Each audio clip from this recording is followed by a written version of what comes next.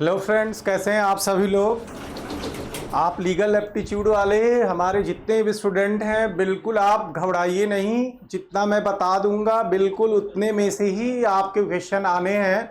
अभी तक मैंने आपका कॉन्सेप्ट आईपीसी और बीएनएस का क्लियर किया है। मैक्सिमम क्वेश्चन देखिए आईपीसी और बीएनएस से ही पूछता है। थोड़ा कॉन्स्टिट्यूशन से पूछेगा, बीएनएस आईपीसी थोड़ा हिंदू लॉ मुस्लिम लॉ थोड़ा बहुत ही क्वेश्चन पूछता है। ओके, तो आपको बिल्कुल घबराने की ज़रूरत नहीं है। अगर हम सीधे सीधे आपको प्रैक्टिस सेट कराते तो आपको समझ में नहीं आता। जब तक आपका कॉन्सेप्ट क्लियर हम नहीं कराते तब तक आपको जब प्रैक्टिस सेट हम कराएंगे तो आपको फिर समझ में नहीं आएगा। इसलिए हमने स्टार्टिंग के क्लास को कुछ खींचा, कुछ आपका कॉन्सेप्ट क्लियर करने का प्रयास किया और हमें आशा है कि कॉन्सेप्ट आपका क्लियर भी हो गया होगा अभी तक कि क्राइम क्या है, अपराध क्या है, what is the definition of crime, what is the main elements of crime, what is the basic steps of crime, how many types of crime। मैंने आपको स्टार्ट किया था कि अपराध कितने प्रकार के होते हैं। अपराध दो प्रकार के होते हैं। एक हमने आपको बताया कि मानव शरीर के विरुद्ध अपराध, और दूसरा मैंने बताया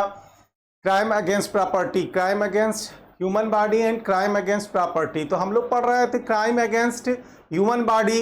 क्राइम अगेंस्ट ह्यूमन बॉडी क्या होता है? क्राइम अगेंस्ट ह्यूमन बॉडी में मैंने आपको बताया कि जिसमें मानव के शरीर को, ह्यूमन बॉडी को क्षति होती है, जिन कार्यों से वो क्राइम अगेंस्ट ह्यूमन बॉडी होता है। तो कौन कौन से अपराध अभी तक मैंने आपको बताया क्राइम अगेंस्ट ह्यूमन बॉडी में? क्राइम्स अगेंस्ट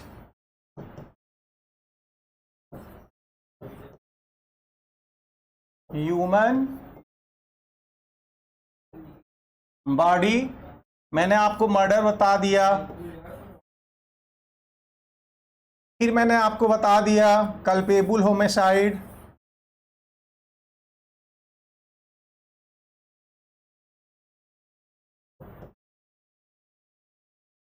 हत्या सदोष मानववध। मैं लगभग 3-4 दिन आपको बता चुका हूं कि हत्या क्या है, सदोष मानववध क्या है। मैंने आपको बताया दोनों एक ही, दोनों दो अपराध हैं, दोनों में मृत्यु होती है, लेकिन दोनों दो अपराध है। दोनों का दो सेक्शन अलग अलग दिया गया है आईपीसी और बीएनएस में। क्यों दिया गया है, क्या क्या सेक्शन है, इन सब चीज़ों पर मैंने चर्चा करके कल मैंने स्टार्ट किया था। Hurt and grievous hurt, hurt and grievous hurt.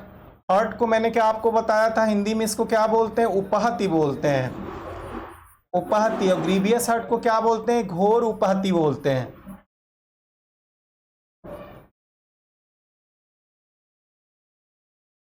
मैंने आपको बताया उपहति हर्ट मीन्स किसी को सामान्य चोट चपेट कारित करना। सामान्य झगड़े में अगर किसी का थोड़ा बहुत कट पिट जाता है, थोड़ा बहुत चोट लग जाता है, तो उसे क्या कहते हैं? उसे उपहति कहते हैं। लीगल लैंग्वेज में उसे हर्ट उपहति कहते हैं। और अगर किसी को गंभीर चोट कोई व्यक्ति कारित करता है तो उसे क्या कहते हैं? ग्रीवियस हर्ट बोलते हैं, घोर उपहति। घोर उपहति में व्यक्ति किसी का हाथ पैर तोड़ डालता है, गंभीर चोट कारित करता है।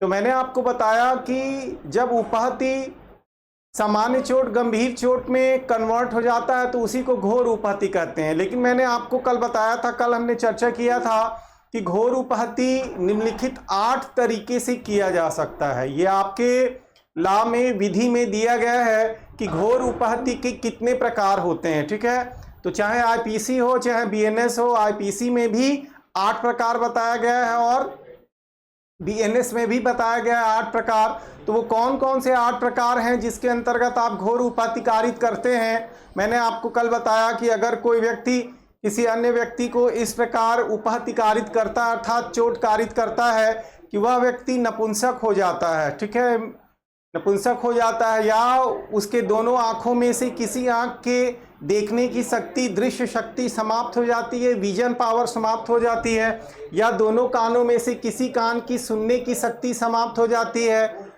किसी भी अंग या जोड़ का विसंधान हो जाता है। शरीर का कोई भी अंग या जोड़ है, ये क्या है? ये जोड़ है। ये क्या है? ये जोड़ है। शरीर का कोई भी अंग या जोड़ का विसंधान अर्थात वह टूट जाता है, अर्थात कोई भी हड्डी जोड़ टूट जाती है या शरीर के किसी भी अंग या जोड़ की शक्ति समाप्त हो जाती है। शक्ति समाप्त होने का क्या मतलब होता है? शक्ति समाप्त होने का मतलब कि वो व्यक्ति पैरालाइज्ड हो गया, उसका शरीर का कोई भी अंग या जोड़ काम ही नहीं कर रहा है। या इस प्रकार कोई व्यक्ति किसी के ऊपर वार करता है अगर कि उसका सिर या चेहरा विद्रूपित हो जाता है, सिर या चेहरा बिल्कुल बेढंगा हो जाता है।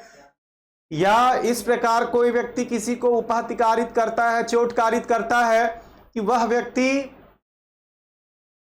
व्यक्ति 20 दिन तक, आईपीसी के अनुसार 20 दिन तक और बीएनएस के अनुसार वही 20 दिन अब कितना कन्वर्ट कर दिया है, 15 दिन तक तीव्र शारीरिक पीड़ा में रहता है, तो वह व्यक्ति घोर उपहति का अपराध करता है। ठीक है। या ऐसा कोई व्यक्ति किसी के ऊपर वार करता है, उसका अस्थि या दांत टूट जाता है, जबड़ा टूट जाता है, तो ये सब क्या है? घोर उपहति के प्रकार। तो व्यवहारिक भाषा में आपको समझने के लिए आपको समझना है, क्वेश्चन पूछ सकता है आपके एग्जाम में कि घोर उपहति के कितने प्रकार दिए गए हैं आईपीसी में चाहे बीएनएस में, तो कितने प्रकार दिए गए हैं? 8 प्रकार दिए गए। अभी इन 8 प्रकारों को आप दिमाग में बैठा लीजिए। मैंने कल भी बता दिया था आपको, आज भी बता दिया। अब इतने से ही आप पकड़ सकते हैं कि घोर उपहति के कौन कौन से प्रकार होते हैं। कहाँ पे दिया गया है हमने कल भी चर्चा किया था, फिर आज भी मैं रिवीजन कर दे रहा हूं। आईपीसी के सेक्शन 319 में मैंने आपको बताया था डिफिनीशन ऑफ हर्ट दिया गया है।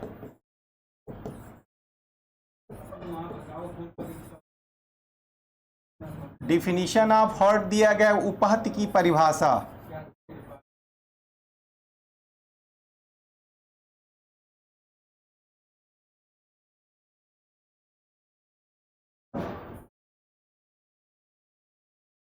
अब यही बीएनएस में कहाँ दे दिया गया है? यही बीएनएस में उपहति की परिभाषा सेक्शन 114 में दिया गया है। ठीक है। दंड इसके लिए कहाँ दिया गया है? इसके लिए दंड दिया गया है आईपीसी के सेक्शन 323 में। बीएनएस में कहाँ हो गया? सेक्शन 115 में। कितना दंड मैंने बताया आपको? 1 वर्ष तक का कारावास या पहले क्या था आईपीसी में? 1000 रुपये तक का जुर्माना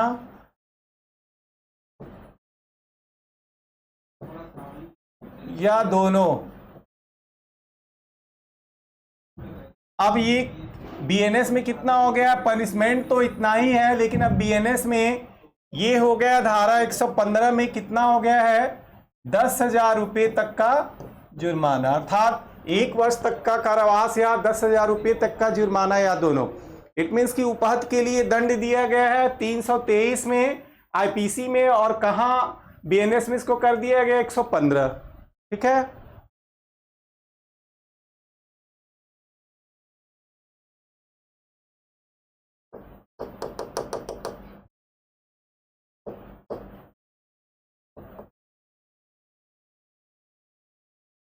अब घोर उपहति के संबंध में कौन कौन से सेक्शन मैंने बताया आपको?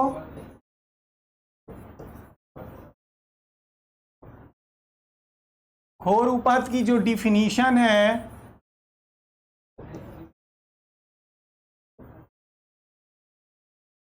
ग्रीवियस हर्ट,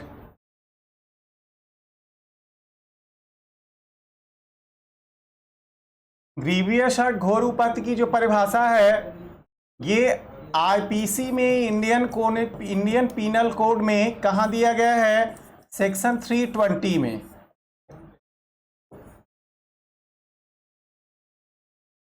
ये बीएनएस में कहाँ दिया गया है? सेक्शन 116 में। 320 में डिफिनीशन ऑफ ग्रीवियस हर्ट और बीएनएस में 116 में। याद रखना ये दोनों सेक्शन आपको। ठीक है। और पनिशमेंट कहाँ दिया गया है?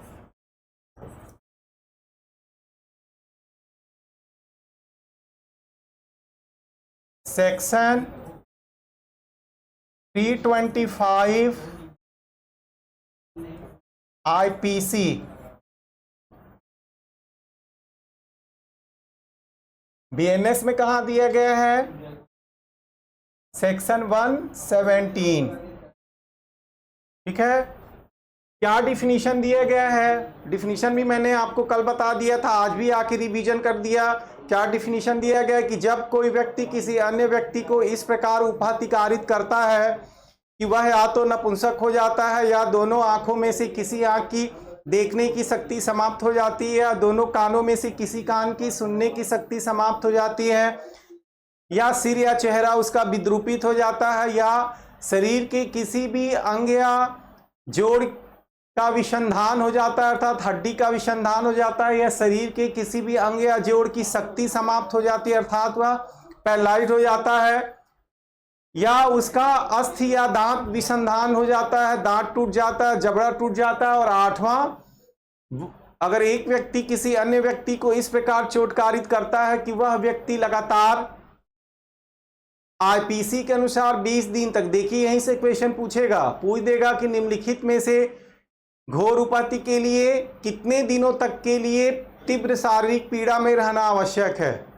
तो अगर आईपीसी के अनुसार पूछेगा तो आपको 20 दिन पे निशान लगाना है, और अब यह बीएनएस में कितना हो गया? 15 दिन में कन्वर्ट हो गया है। अर्थात जब एक व्यक्ति किसी अन्य व्यक्ति को इस प्रकार तीव्र शारीरिक पीड़ा पहुंचाता है कि वह व्यक्ति 20 दिन तक घोर शारीरिक पीड़ा में, और अब बीएनएस के अनुसार 15 दिन तक घोर शारीरिक पीड़ा में रहता है, तो वह व्यक्ति घोर उपाधि का अपराध करता है। ओके, अब इसके लिए पनिशमेंट घोर उपाधि के लिए कितना दिया गया है? 7 वर्ष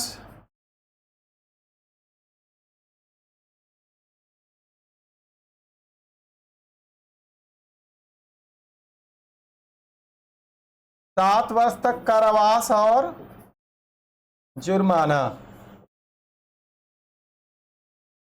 आईपीसी में कहा दिया गया? 325 में, और बीएनएस में कहा आ गया है? 117 में।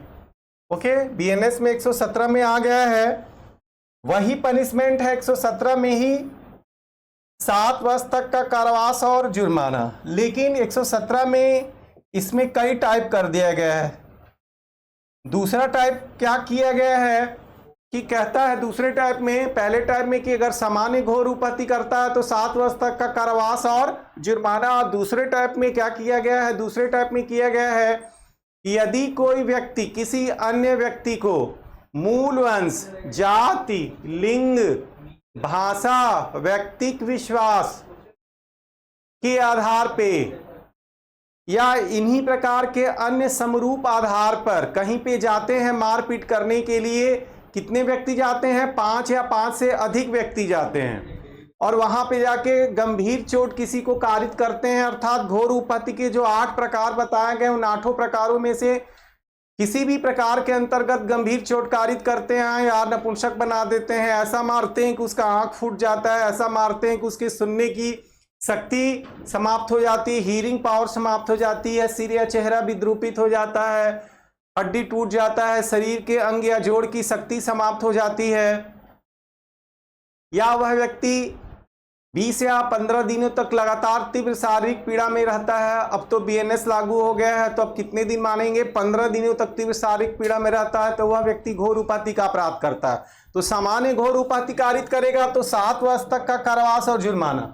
लेकिन अगर इसमें दूसरा क्या कर दिया 117 में, जो आईपीसी में 325 में नहीं था, कि अगर 5 या 5 से अधिक व्यक्ति मूल वंश, जाति, लिंग, जन्म स्थान, भाषा या अन्य भी किसी पर्सनल बिलीव, व्यक्तिक विश्वास या ऐसे ही किसी अन्य समरूप आधार पे इसी तरीके के अन्य आधारों से प्रभावित होकर जब 5 या 5 से अधिक व्यक्ति कहीं मारपीट करने के लिए जाते हैं और वहां पे जाके मारपीट करते हैं, तो जितने लोग भी वहां पे जाएंगे उनमें से प्रत्येक जितने भी गए रहेंगे, अंतिम बार एक ही व्यक्ति को किया होगा, लेकिन सबका क्या है? एक ही इंटेंशन है। तो जितने भी व्यक्ति गए रहेंगे वो सब 7 वर्ष तक के कारावास और जुर्माने के दंड से दंडित होंगे। तो अब सेक्शन 117 में कई पार्ट कर दिया गया। पहले में सामान्य रूप से अगर घोर उपाधि करता है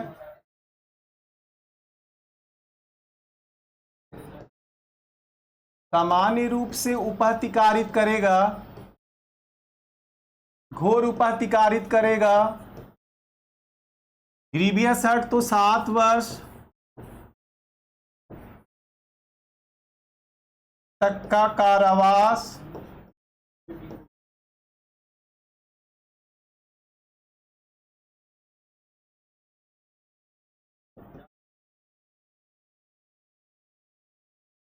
दूसरा जब 5 या 5 से अधिक व्यक्ति अपने सामान्य मति के अनुसरण में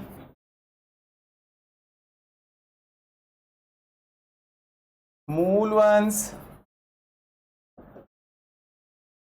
जाति, मूलवंश मतलब क्या हो गया, रेस, ठीक है। जाति आप समझ ही रहे हैं, कास्ट, मूलवंश, जाति, लिंग आप समझ ही रहे हैं, जेंडर, जन्म स्थान, बर्थ प्लेस, भाषा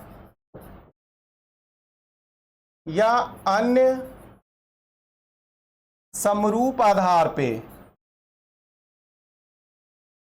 अन्य समरूप आधार मतलब इन्हीं प्रकार के अन्य किसी ग्राउंड से प्रभावित होकर कहीं 5 या 5 से अधिक व्यक्ति जाते हैं और वहां पे जाके घोर उपहति करते हैं। तो जब 5 या 5 से अधिक व्यक्ति अपने सामान्य मति मतलब कॉमन इंटेंशन, सबका क्या है, एक आशय है कि हम जाएंगे वहां किसी को गंभीर चोट कारित करेंगे। किन आधारों पे जाते हैं, मूलवंश, मूलवंश समझ रहे हैं आप, रेस, रेस का मतलब क्या, आपने भारतीय संविधान का अनुच्छेद 15 पढ़ा है। 15 में क्या दिया गया है, धर्म, मूलवंश, जाति, लिंग एवं जन्म स्थान के आधार पे भेदभाव का प्रतिषेध किया गया है। तो अगर इन आधारों से प्रभावित होकर कोई जाते हैं और कहीं पे मारपीट करते हैं और गंभीर चोट कारित करते हैं, तो जितने भी गए रहेंगे सब 7 वर्ष तक के कारावास और जुर्माने के दंड से दंडित किए जाएंगे। तो ये कहां दिया गया है, दूसरे पार्ट में दिया गया है। और एक और पार्ट है इसका, नेक्स्ट में दिया गया है कि अगर कोई व्यक्ति किसी अन्य व्यक्ति को इस प्रकार घोर उपहति कारित करता है कि वह व्यक्ति या तो विकलांग हो जाता है, अर्थात एक व्यक्ति किसी अन्य व्यक्ति को इतना गंभीर चोट कारित कर देता है कि वह व्यक्ति विकलांग हो जाता है या निष्क्रिय अवस्था में चला जाता है, उसका शरीर काम नहीं करता है, तो फिर उसको कितना दंड मिलेगा। एक और इसका प्रकार 117 में जोड़ दिया गया है, जो आईपीसी में नहीं था, 325 में नहीं था। 325 में इंडिविजुअल एक पनिशमेंट दिया गया था, 7 वर्ष तक का कारावास और जुर्माना, लेकिन अब 117 में घोर उपहति के लिए कई काइंड्स कर दिए हैं। तो एक क्या हो गया, जब एक व्यक्ति किसी अन्य व्यक्ति को इस प्रकार घोर उपहति मीन्स ग्रीवियस हर्ट, घोर उपहति करता है जिससे कि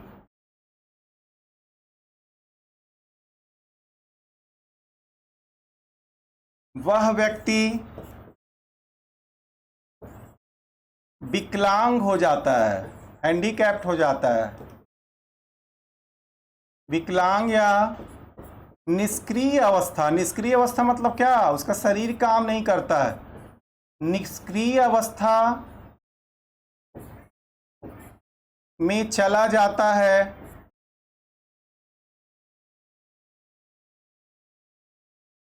तो वह व्यक्ति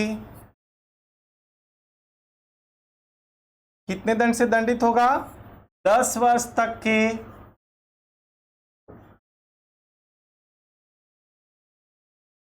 कठोर कारावास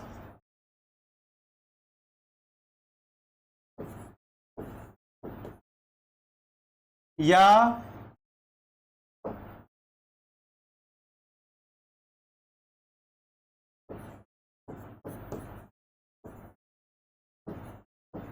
जुर्माने, आज 10 वर्ष तक की कठोर कारावास या आजीवन कारावास। आजीवन कारावास मतलब लाइफ इम्प्रिजनमेंट, ठीक है। लाइफ इम्प्रिजनमेंट, जब तक वो जिएगा तब तक जेल में रहेगा। 10 वर्ष तक की कठोर कारावास या आजीवन कारावास, इट मीन लाइफ इम्प्रिजनमेंट, और जुर्माना अर्थात फाइन के दंड से दंडित किया जाएगा। तो अब जो धारा 117 में घोर उपहत्या के लिए दंड दिया गया है, वो सामान्य घोर उपहत्या सामान्य ग्रीवियस हर्ट के लिए 7 वर्ष तक का कारावास एवं जुर्माना दे दिया गया। नेक्स्ट में दे दिया गया कि अगर कोई व्यक्ति किसी अन्य व्यक्ति को इस प्रकार घोर उपहत्या ग्रीवियस हर्ट कारित करता है कि वह व्यक्ति हैंडीकैप्ड हो जाता है, विकलांग हो जाता है, या निष्क्रिय अवस्था में चला जाता है हमेशा के लिए, अर्थात उसका शरीर काम नहीं करता है, तो वह व्यक्ति कितने दंड से दंडित होगा? तो वह व्यक्ति 10 वर्ष के कठोर कारावास या और, ठीक है, या लाइफ इम्प्रिजनमेंट आजीवन कारावास और जुर्माने के दंड से दंडित होगा। और एक मैंने और बताया आपको, जो नया बीएनएस में जोड़ा गया है, कि जब 5 या 5 से अधिक व्यक्ति मूल वंश, रेस, जाति, कास्ट, मूल वंश, जाति, लिंग, gender, male, female, third gender, मूल वंश, जाति, लिंग, भाषा, लैंग्वेज या व्यक्तिगत विश्वास, अन्य भी किसी पर्सनल बिलीफ से ग्रसित होकर कहीं पे मारपीट करने जाते हैं, वहां पे किसी को गंभीर चोट कारित करते हैं, तो जितने भी गए रहेंगे, जितने भी 5 या 5 से अधिक व्यक्ति गए रहेंगे, उनमें से प्रत्येक 7 वर्ष तक के कारावास और जुर्माने के दंड से दंडित होंगे। ओके, तो वी हैव क्लियर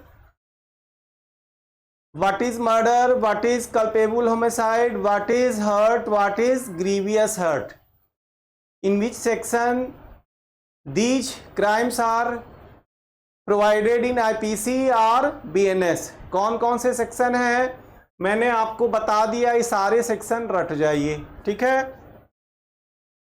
तो हम लोग पढ़ रहे थे मानव शरीर के विरुद्ध अपराध, okay, crime against human body, crimes against human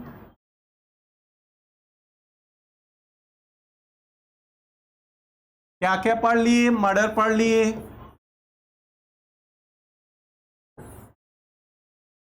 culpable homicide पढ़ लिए, हर्ट पढ़ लिए,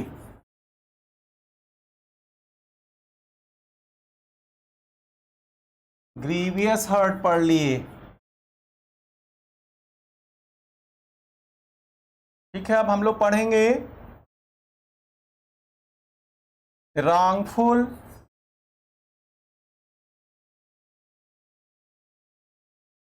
restraint and wrongful confinement।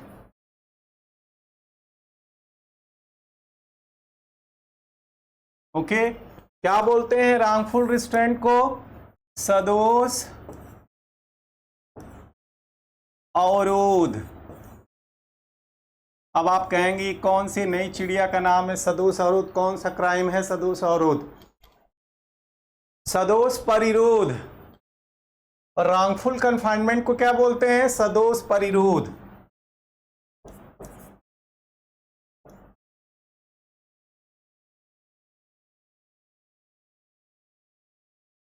Okay, सदोष अवरोध को आईपीसी में सेक्शन 339 में डिफाइंड किया गया है। कहाँ पे? 339 में, ठीक है। आईपीसी में सदोष परिरोध को सेक्शन 340 में डिफाइंड किया गया है। ओके, सदोष परिरोध मीन्स की wrongful confinement, wrongful restraint and wrongful confinement. पहले आप समझ लीजिए कि सदोष अवरोध कौन सा अपराध होता है, सदोष परिरोध कौन सा अपराध होता है। आप लोग अभी रिसेंट में ग्रेजुएशन किए होंगे, आप लोग लीगल चीज़ें अभी उतना नहीं जानते होंगे, अभी आप लोग की इतनी उम्र भी नहीं है कि आप लोग इतने सारे क्राइम के बारे में जागरूक हो पाए होंगे। देखिए, सदोष अवरोध का मतलब होता है रॉन्गफुल रिस्ट्रेंट। रॉन्गफुल रिस्ट्रेंट का मतलब होता है अवरोध करना, किसी को रिस्ट्रेंट कर देना। मान लीजिएगा आप ही को अपने घर से विद्यालय जाना है, आपकी स्कूल जाना है, कॉलेज जाना है, और आपको आपके कॉलेज जाने से, स्कूल जाने से कोई व्यक्ति जानबूझकर अपने मन में मेंसरिया दुराशय को धारण करते हुए आपको वहां जाने से रोक देता है, तो इसी को कहते हैं सदोष अवरोध। अवरोधित कर देना। आपको अपने घर से, अपने हॉस्टल से, अपने लॉज से एग्जाम देने के लिए सेंटर पे जाना है, जहां आपका सेंटर पड़ा हुआ है, एग्जामिनेशन सेंटर पड़ा हुआ है, आपका जो फ्रेंड है, इनिमी है, मन में है उसके कि आज इनको हम सेंटर पे पहुंचने नहीं देंगे, इनको अवरोधित करेंगे। तो अगर वह व्यक्ति इस प्रकार का इंटेंशन धारण करके आपको वहां जाने से रोक देता है, तो वह कौन सा क्राइम करता है, सदोष अवरोध का क्राइम करता है। सदोष अवरोध को क्या बोलते हैं, सदोष अवरोध को बोलते हैं रॉन्गफुल रिस्ट्रेंट।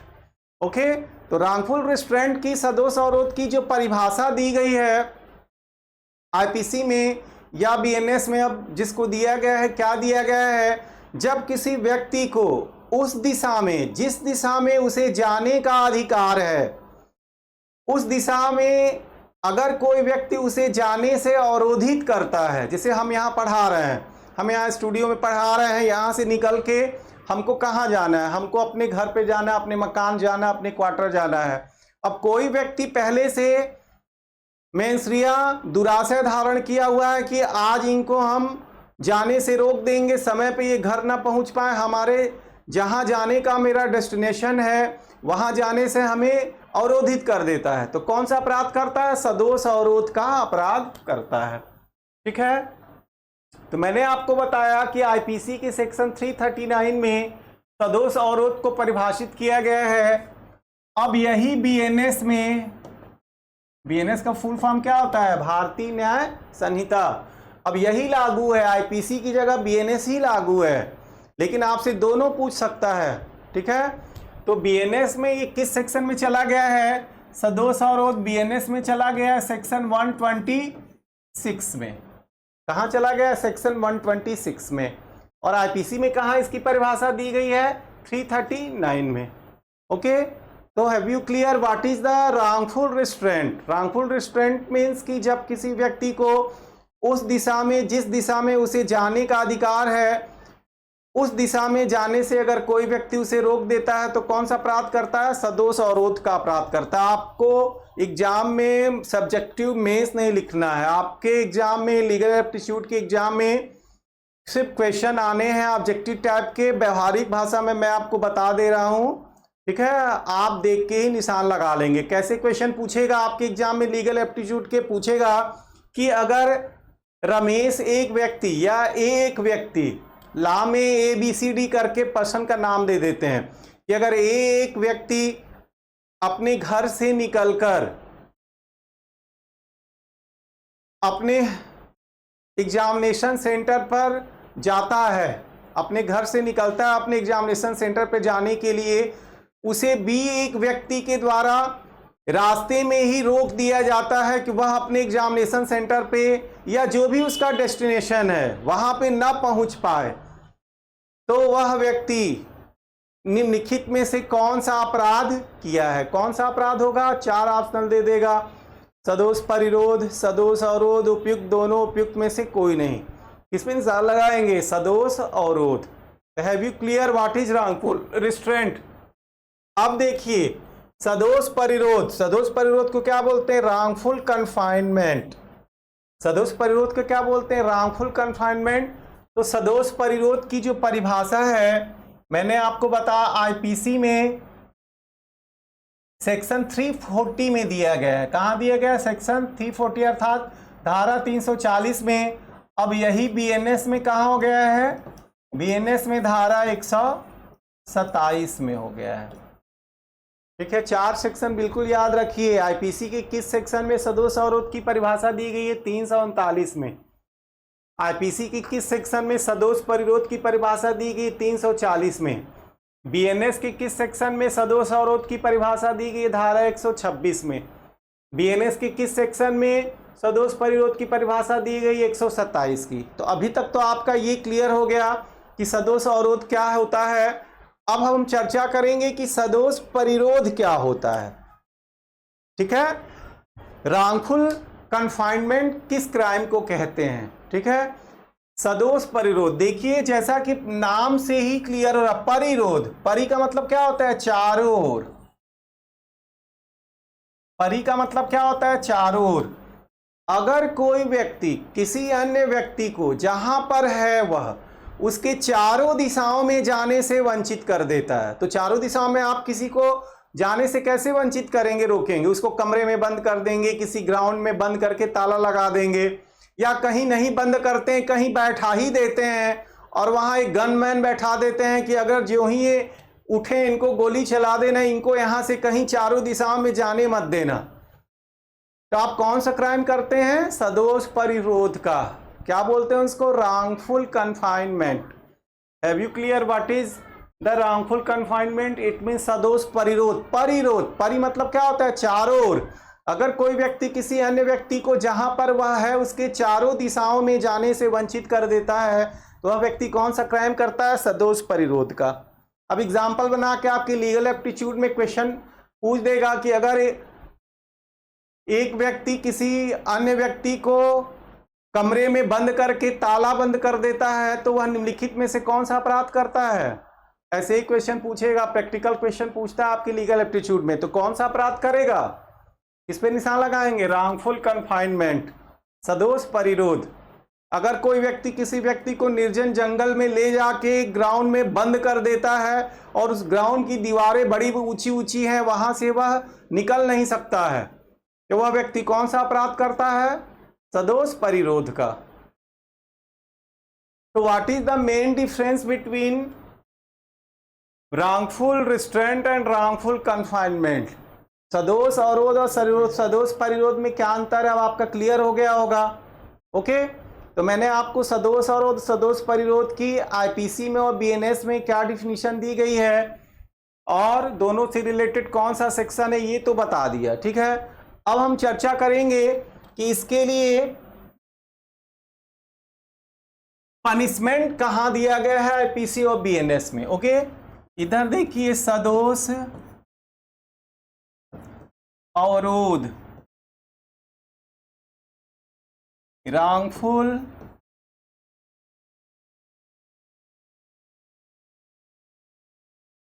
restraint,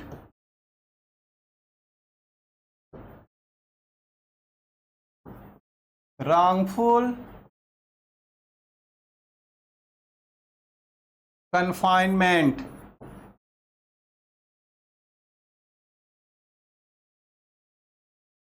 सदोष परिरोध। ओके, अब इसके लिए पनिशमेंट, दंड कहां दिया गया है? इसके लिए पनिशमेंट जो है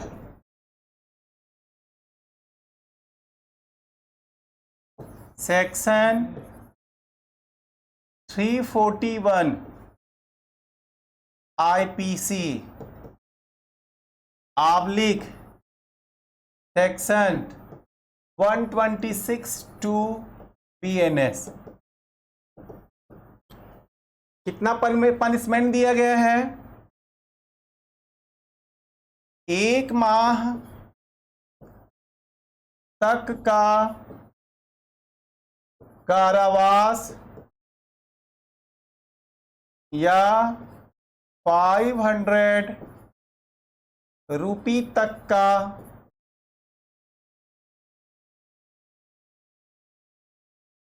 जुर्माना या दोनों। कहाँ दिया गया है? आईपीसी के सेक्शन 341 में। लेकिन अब यही बीएनएस में सेक्शन 126(2) में कितना कर दिया गया है? 1 माह तक का कारावास या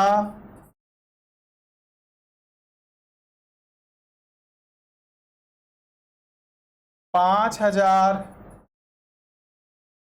रुपये तक का जुर्माना या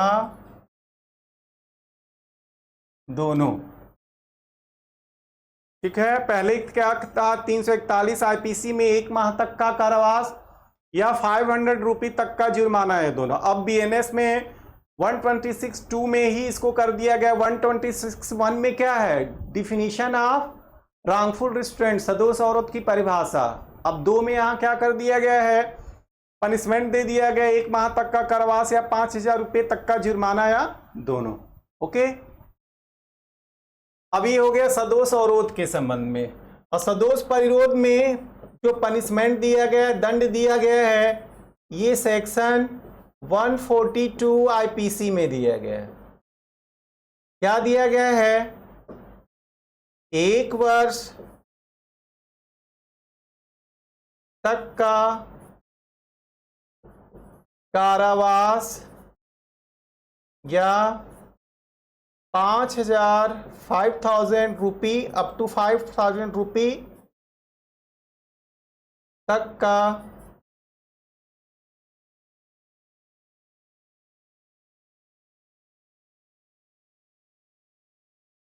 आईपीसी में 142 में था 1,000 तक। कितना था वहां पे, अभी 1,000 ही था। यहां पे था 1,000 रुपये तक का जुर्माना या दोनों। कहां पे, कौन सा सेक्शन था, section 342 IPC. Okay, section 342 IPC, 142 नहीं, 342 आईपीसी में। 341 में सदोष अवरोध के लिए दंड दिया गया, 342 में सदोष परिरोध के लिए दंड। कितना दंड, 1 वर्ष तक का कारावास या 1,000 रुपये तक का जुर्माना या दोनों। लेकिन अब यही कहां, बीएनएस में कहां हो गया है, अब यही बीएनएस में सेक्शन 127 में दिया गया है। सेक्शन 127 में कितना पनिशमेंट इसका हो गया है, सेक्शन 127 में 1 वर्ष तक का कारावास या 5,000 रुपये तक का जुर्माना या दोनों। ओके, आईपीसी में जो दंड था, यहां बीएनएस में दंड को बढ़ा दिया गया है। वहां सदोष अवरोध के लिए दंड था 1 माह तक का कारावास या 500 रुपये तक का जुर्माना या दोनों। यहां बीएनएस में 126 में क्या कर दिया गया, सदोष अवरोध के लिए दंड 1 माह तक का कारावास या 500 रुपये की जगह कितना कर दिया गया, 5,000 रुपये तक का जुर्माना या दोनों। वहां आईपीसी में सदोष परिरोध के लिए दंड था 1 वर्ष तक का कारावास या 1,000 रुपये तक का जुर्माना या दोनों। यहां बीएनएस में कितना कर दिया गया, 127 में 1 वर्ष तक का कारावास या 5,000 रुपये तक का जुर्माना या दोनों। ओके, तो क्या है सदोष अवरोध और क्या है सदोष परिरोध, दोनों के लिए आईपीसी बीएनएस में कौन कौन से पनिशमेंट किस किस सेक्शन में दिया गया है, मैं आशा करता हूं कि आपका क्लियर हो गया होगा। पहली चीज तो आपको सेक्शन याद रखना है, किस सेक्शन में आईपीसी में दिया गया है, किस सेक्शन में बीएनएस में परिभाषा दी गई है और किस सेक्शन में दंड दिया गया है और किस चिड़िया का नाम है सदोष अवरोध और सदोष परिरोध। हमें आशा है कि अब आप समझ गए होंगे। ओके, तो अब हम एक नया अपराध मानव शरीर के विरुद्ध पढ़ते हैं।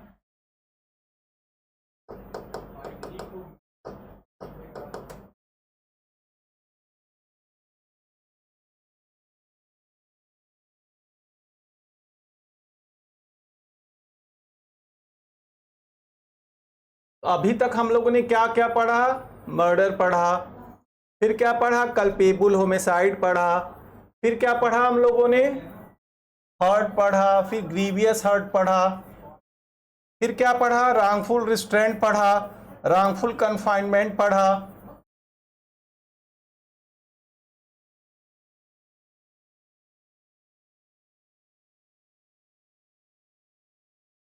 अब हम लोग पढ़ेंगे क्राइम अगेंस्ट ह्यूमन बॉडी में एक नया अपराध, व्यपहरण एवं अपहरण।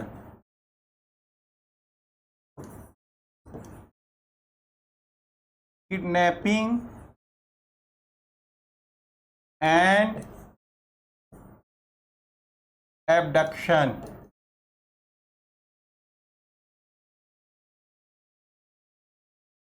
क्राइम्स अगेंस्ट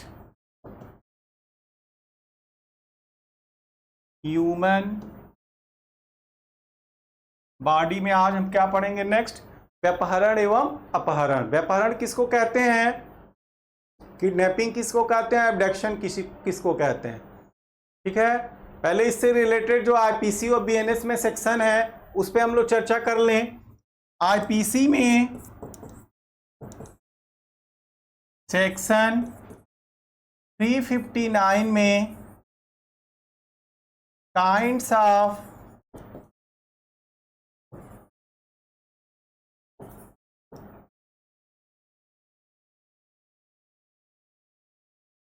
किडनैपिंग के बारे में बताया गया है कि व्यपहरण कितने प्रकार का होता है। इट मीन्स कि व्यपहरण के प्रकार, व्यपहरण के प्रकार क्या दिया गया है, व्यपहरण दो प्रकार का होता है। ठीक है, we have two kinds of kidnapping. कौन कौन से प्रकार का होता है, पहला होता है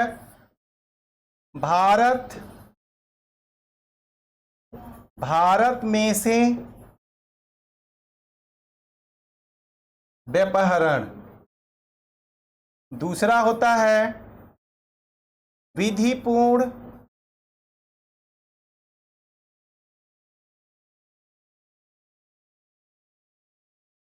संरक्षकता में से व्यपहरण। पहला होता है किडनैपिंग फ्रॉम इंडिया, भारत की सीमा से परे व्यपहरण, और दूसरा होता है विधिपूर्ण संरक्षकता में से व्यपहरण। विधिपूर्ण संरक्षकता मतलब कि अगर कोई पुरुष या स्त्री, अगर पुरुष है तो उसकी उम्र 16 वर्ष से कम आईपीसी के अनुसार, और स्त्री है तो उसकी उम्र 18 वर्ष कम है।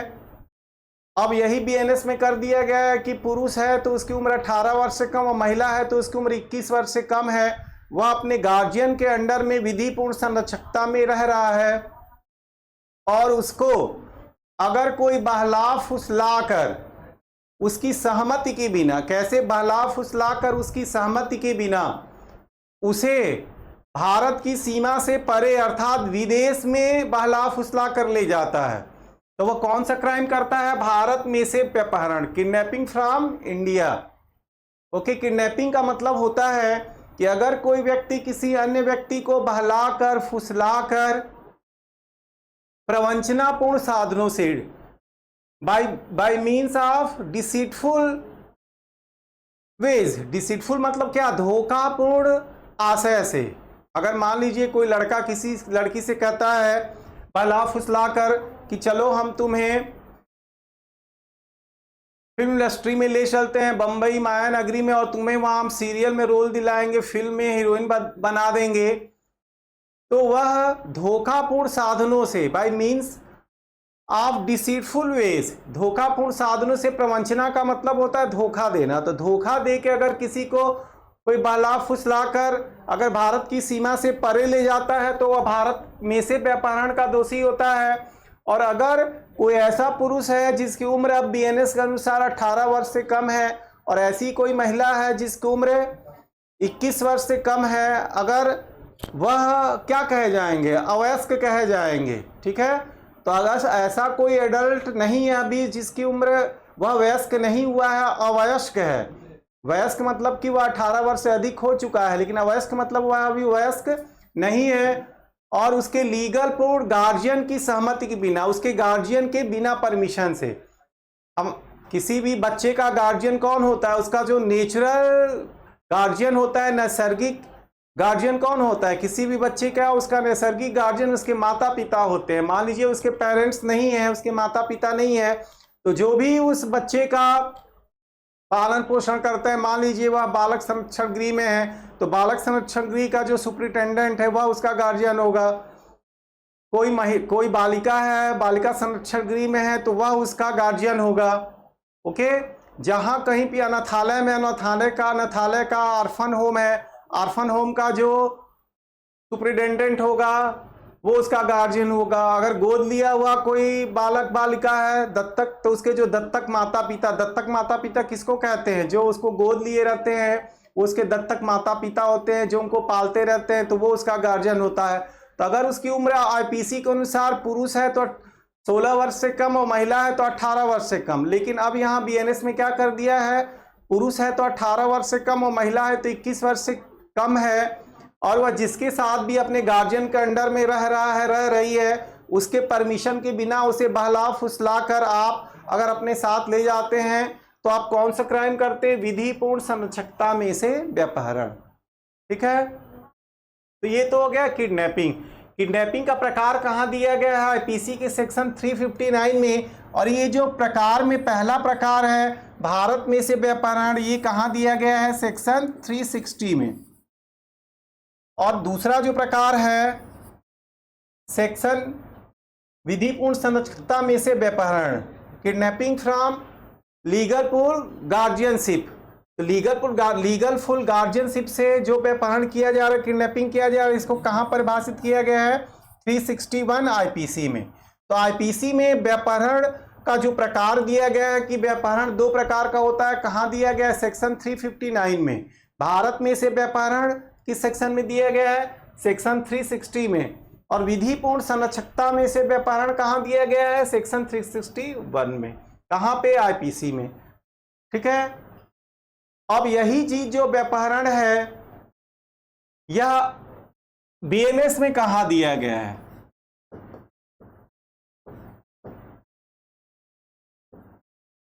धारा 137 में। कहाँ दिया गया? धारा 137 में ही। जो आईपीसी में ये 3 सेक्शन दिया गया था, उन तीनों सेक्शंस को एक ही सेक्शन में कर दिया गया है। कहाँ कर दिया गया है? धारा 137 में कर दिया गया है। तो अगर आपसे पूछता है कि व्यपहरण की परिभाषा बीएनएस के किस सेक्शन में दिया गया है, तो व्यपहरण की परिभाषा बीएनएस के सेक्शन 137 में दिया गया है, और यहीं पे अब दंड भी दे दिया गया 137 में ही। ओके, तो मैंने आपको पहले ही दिन बताया था कि आईपीसी में कुल 23 अध्याय और 511 सेक्शन थे।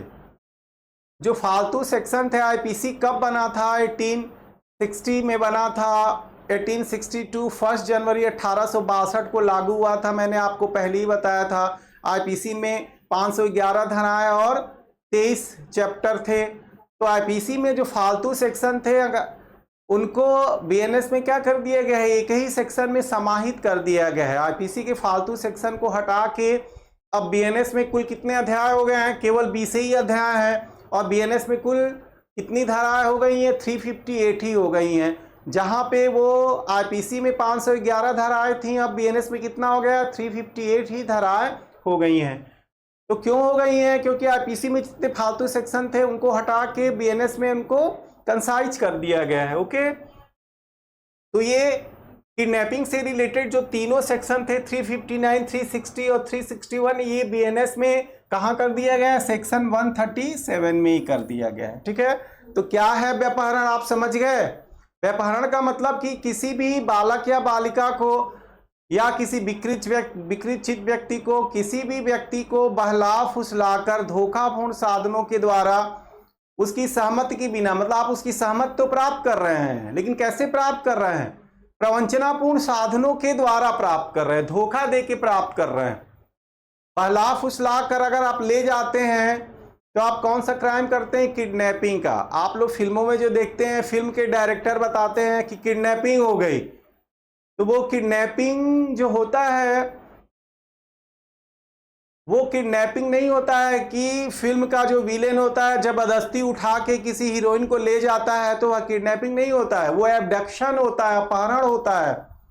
ठीक है, तो what is the main difference between kidnapping and abduction? व्यपहरण और अपहरण में क्या अंतर होता है कि व्यपहरण में आप बहला फुसलाकर धोखापूर्ण साधनों के द्वारा ले जाते हैं, लेकिन अपहरण में आप किसी भी व्यक्ति को, चाहे वह वयस्क हो अवयस्क हो, किसी भी व्यक्ति को बलपूर्वक, बल का भी प्रयोग करते हैं, आप वहां बलपूर्वक उठा कर ले जाते हैं, उसमें प्रवंचनापूर्ण साधनों का भी प्रयोग करते हैं। सीधे सीधे आप किसी को उठा के बलपूर्वक ले जाते हैं तो कौन सा अपराध करते हैं? एब्डक्शन का अपराध करते हैं, अपहरण का अपराध करते हैं।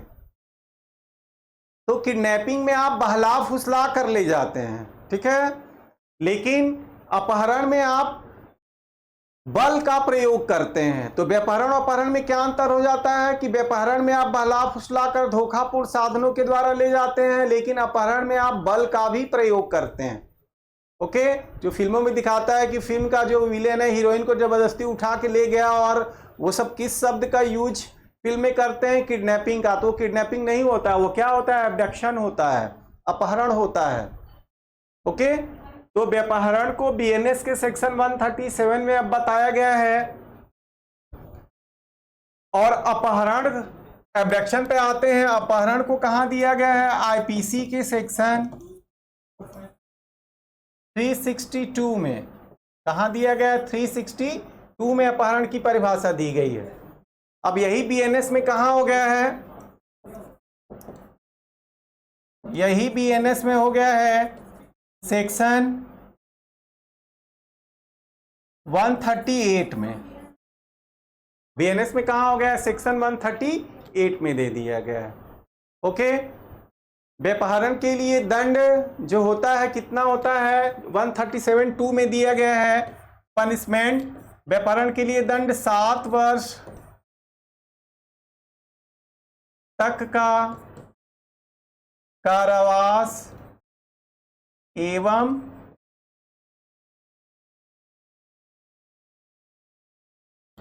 जुर्माना। कितना? 7 वर्ष तक का कारावास और जुर्माना।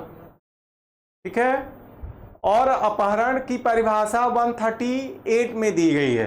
अपहरण के लिए अलग से कोई सेक्शन पनिशमेंट के लिए प्रिस्क्राइब नहीं है, लेकिन दोनों सजाती क्राइम है, इसलिए अपहरण के लिए भी लगभग यही दंड कानून में दिया जाता है। ओके, तो क्या है व्यपहरण और क्या है अपहरण? आपके लीगल एप्टीट्यूड में कैसे क्वेश्चन पूछेगा? आपके लीगल एप्टीट्यूड में क्वेश्चन पूछेगा कि अगर कोई व्यक्ति किसी भी व्यक्ति को या किसी भी विकृत मतलब किसी भी पागल व्यक्ति को या किसी भी बालक या बालिका को बहला फुसलाकर भारत की सीमा से अर्थात विदेश में ले जाता है, तो कौन सा अपराध करता है? वह भारत में से व्यपहरण करता है। और अगर कोई व्यक्ति किसी बालक या बालिका को, जिसकी उम्र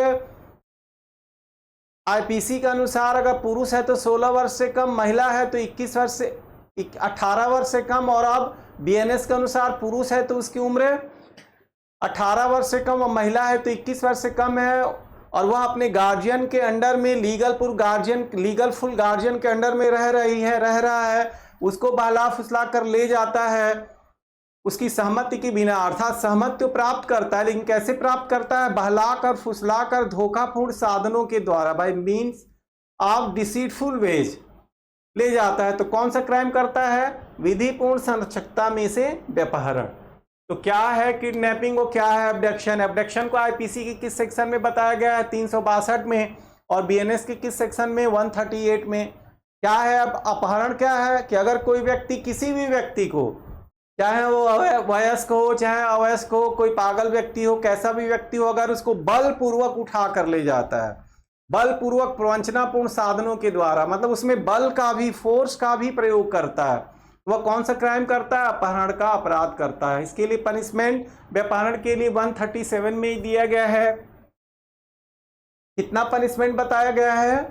7 वर्ष तक का कारावास और जुर्माना बताया गया है। ठीक है, तो अभी तक हम लोगों ने क्या क्या पढ़ लिया? अभी तक हम लोगों ने पढ़ लिया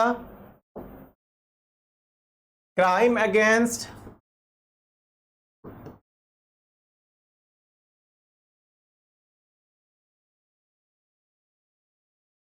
ह्यूमन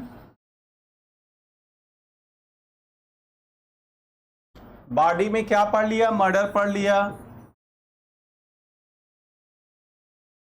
हत्या,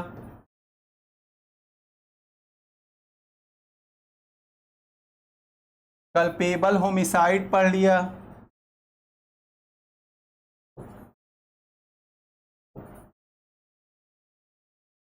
सदोष मानव वध पढ़ लिया, हर्ट पढ़ लिया, उपहति,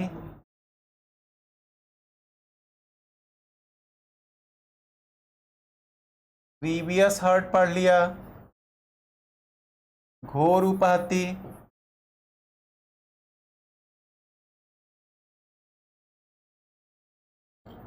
सदोष अवरोध रांगफुल,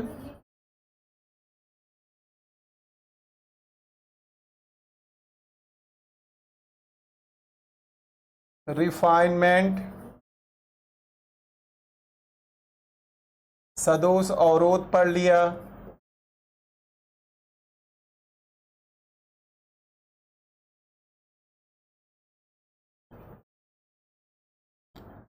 फिर पढ़ लिया रांगफुल कन्फाइनमेंट,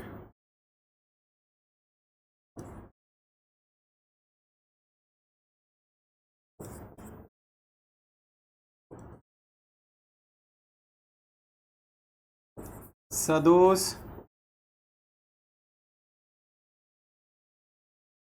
परिरोध पढ़ लिया, फिर पढ़ लिया व्यापहरण और अपहरण,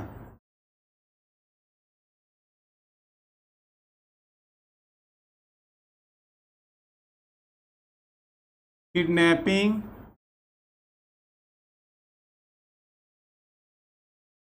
एंड एब्डक्शन।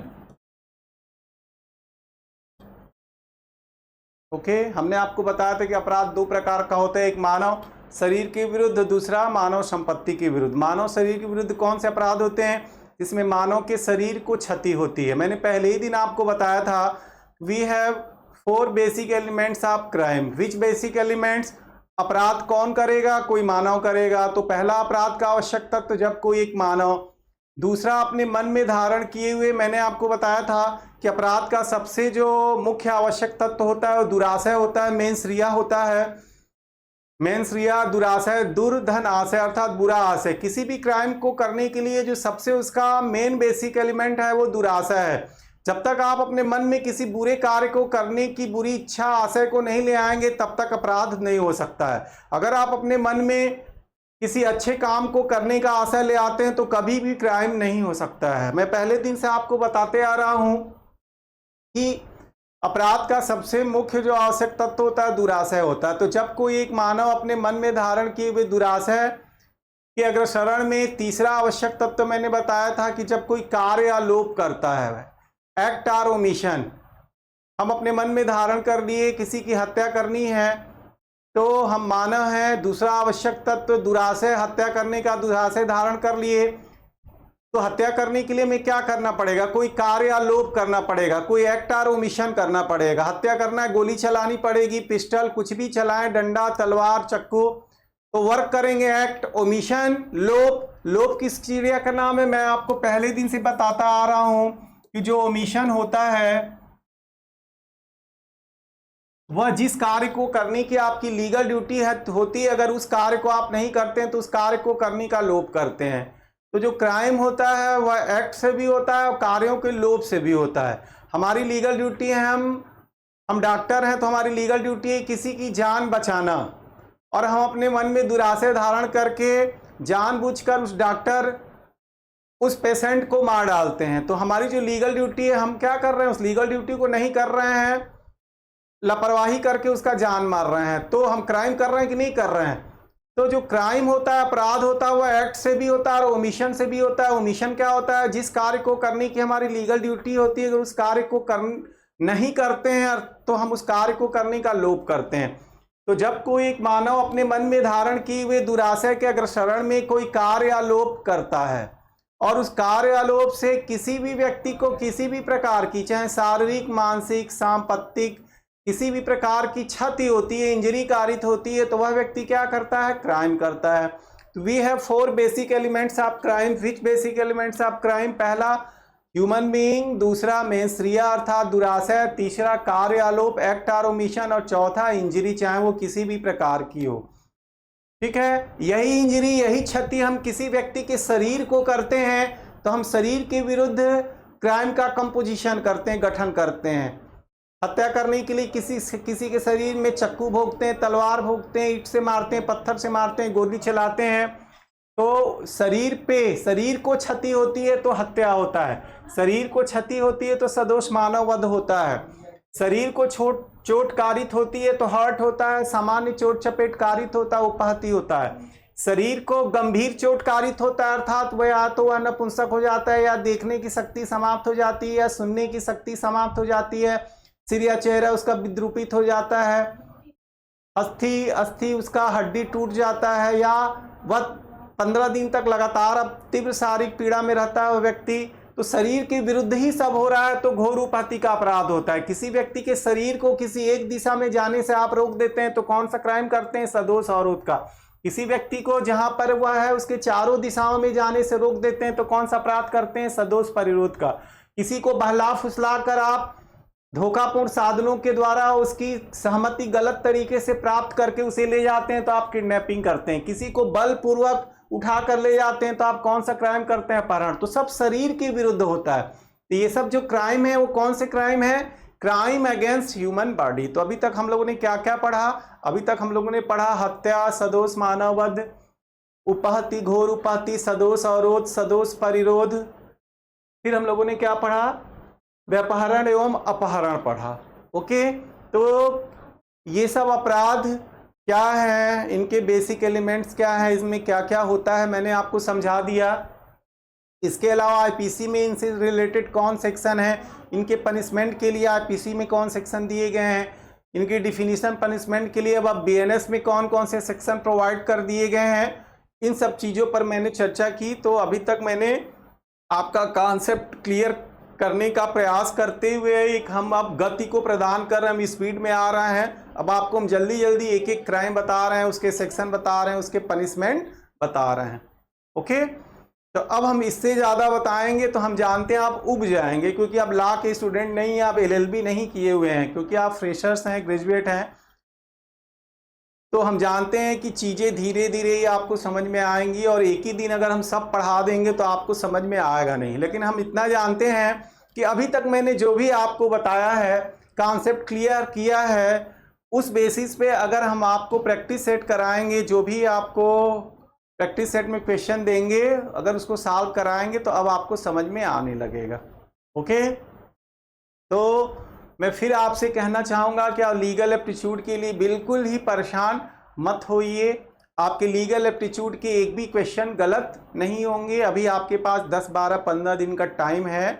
हम आपको प्रैक्टिस सेट कराएंगे, आपकी चीज़ों को क्लियर करते जाएंगे जहाँ जहाँ से आपके लीगल एप्टीट्यूड में क्वेश्चन आएगा। तो चलिए, अब समय समाप्त हो गया है। तब तक के लिए गुड बाय, थैंक्स, धन्यवाद, जय हिंद।